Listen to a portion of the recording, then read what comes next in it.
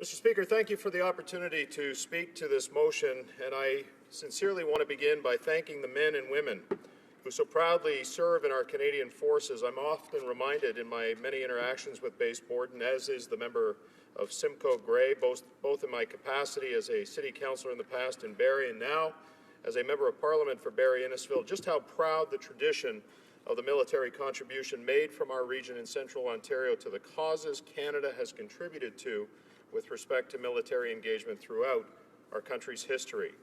I'm also very proud to be an honorary member of the Grey and Simcoe Foresters Regiment.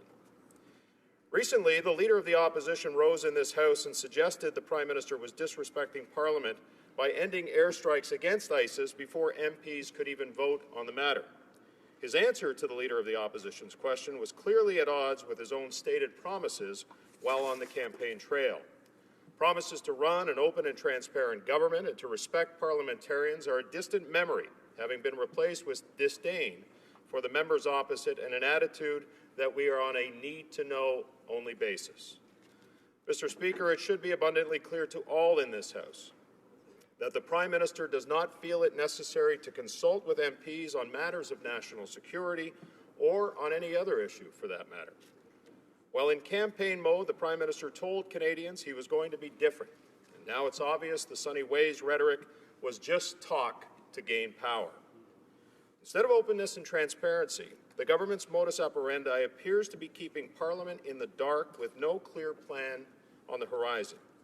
Notwithstanding the Liberals' delusion of grandeur after capturing 39% of the vote in October, Canadians deserve answers on Canada's mission against ISIS, and they demand to be heard on the direction that we are heading.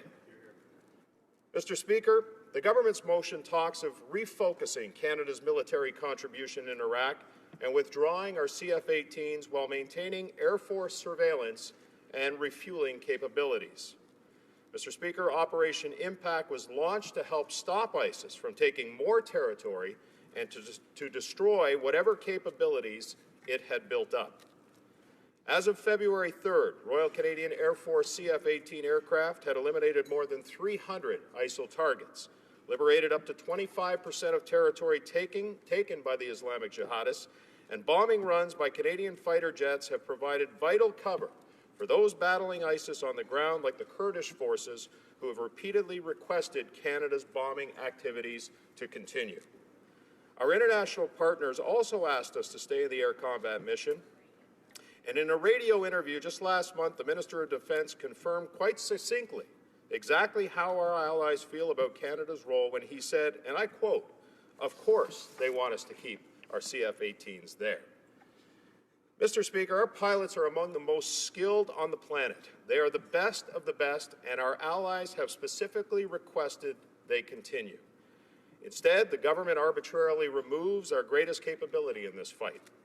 I understand that many on the other side may feel that pulling out our CF-18s from a bombing mission, that we are somehow claiming higher ground, higher moral ground. But, Mr. Speaker, they're just fooling themselves if they think fueling up other nations' planes for bombing runs and finding targets for them on the ground is any more or less moral. What it does, however, do is make us far less effective. Our brave pilots who carried out those vital missions safeguarded countless innocents on the ground from the advances of barbarism.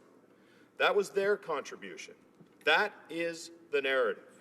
To suggest otherwise undermines those efforts and brings dishonor to our men and women who wear our uniforms so proudly. Our Conservative caucus stands steadfast with our military members, and so do Canadians. 63% of Canadians say they would either like to see Canada continue bombing ISIS at its current rate or go further and increase the number of bombing missions it conducts.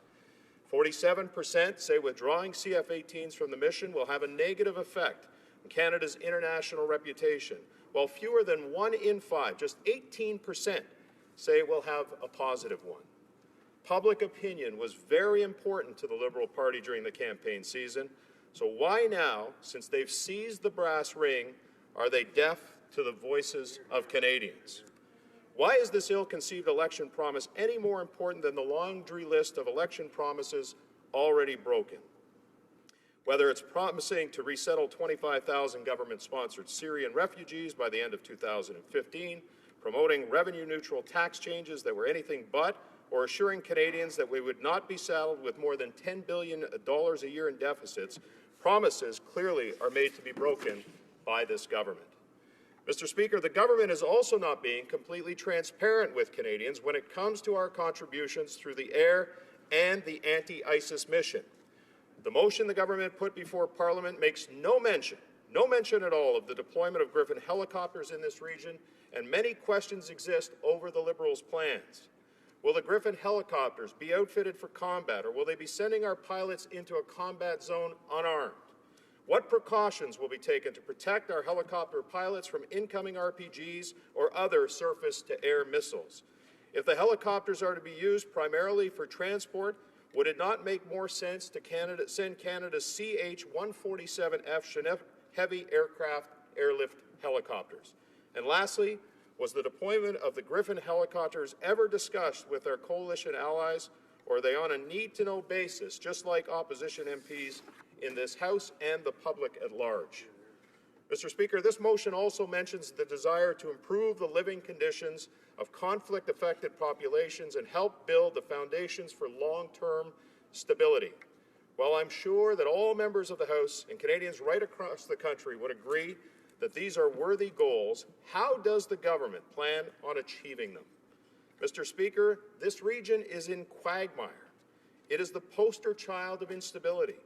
Terrorist attacks carried out by ISIS in Syria just this past weekend left another 166 dead on the streets of Damascus and Homs. How does one improve living conditions and build foundations for those living in a theater of perpetual war and violence? Running away from our allies does not make these people safer.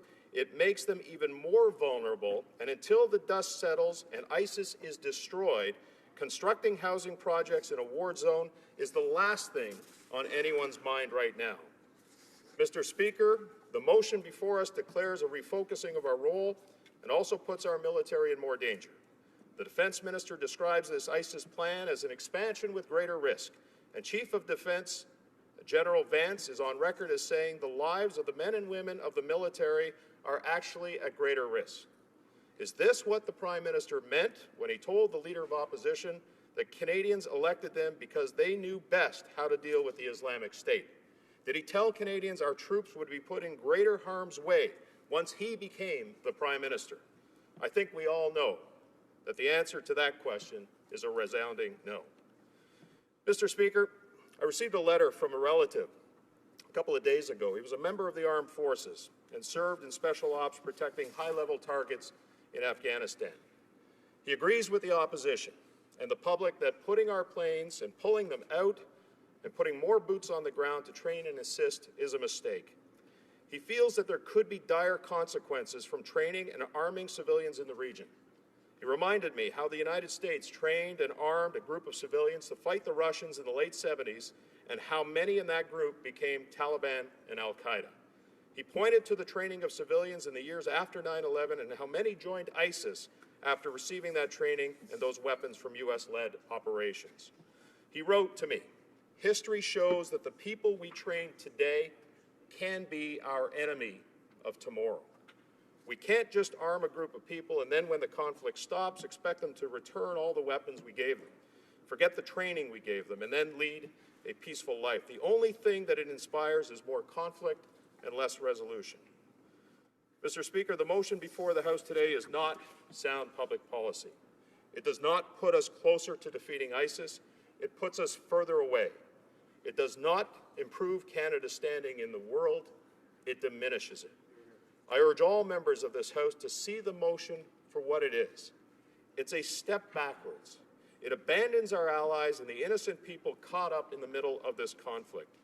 And Mr. Speaker, I sincerely hope I'm wrong, but I think passing this motion and pulling our CF-18s out of this fight will ultimately result in Canadians, possibly, and I pray to God we don't, paying the heaviest of prices with the blood and treasure of our sons and daughters serving in the armed forces. Thank you, Mr. Speaker.